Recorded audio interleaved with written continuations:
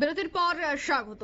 মাতা ত্রিপুরেশ্বরী মন্দিরে গেরুয়া রং করা হয়েছে এবং এই গেরুয়া রং নিয়ে কিন্তু সোশ্যাল মিডিয়ায় বিভিন্ন কথা উঠেছে, অনেকেই সমালোচনাও করেছে।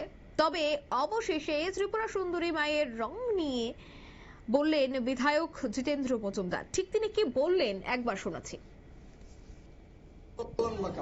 এই রং না দিয়ে আরেকটা রং যদি দিত সবচেয়ে ভালো হতো, যদি রেড কালার দেওয়া হতো, সন্ত্রাসী কালারটা যেটা আর কি, যেমন রাস্তায় কোথাও যদি বিপদ ঘটে একটা রেড ফ্ল্যাগ লাগিয়ে দেয়, তো তারা চাইছেন হয়তো এটা এখানে একটা রেড ফ্ল্যাগ লাগানো হোক বা রেড কালার লাগানো। আমরা কিন্তু সেভাবে দেখিনি। আমাদের একটা মাত্র উদ্দেশ্য হচ্ছে মাতার বাড়িকে সুন্দর করে সাজানো, কালারটা বড় ফ্যাক্টর নয়। সুতরাং তারা তো কালার নিয়ে বলবে, বলার যদি কিছু না থাকে কি বলবেন? কিচ্ছু নেই তাদের কাছে। প্রথম বলেছে মাতা বাড়িকে নষ্ট করে বলছে, এটা ধ্বংস করে বলছে। মূল মন্দির অক্ষত রেখে মাতার বাড়িকে সুন্দর করে ভারতবর্ষের 51 ফিটের মধ্যে 1 ফিট এটাকে উন্নত করার জন্য চেষ্টা হচ্ছে। তারা 35 বছরে কিছু করেননি, এখন যাই করছে সেটার মধ্যে তারা অন্য রং দেখছেন।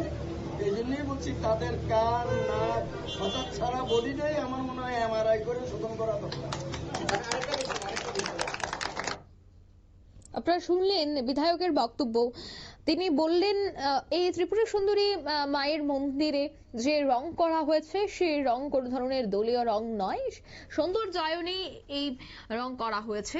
অন্যদিকে তিনি কিন্তু বিগত সরকারকেও বিদলেন। তিনি বললেন যে বিগত সরকার এই বিষয়টির দিকে নজর দেয়নি এবং তাদের কাজ হচ্ছে সমালোচনা করা, সেটাই তারা করছে, এমনটাই কিন্তু সংবাদ মাধ্যমে মুখোমুখি হয়ে তুলে ধরলেন বিধায়ক। নিয়ে নিচ্ছে ছোট্ট একটি বিজ্ঞাপন বিরতি।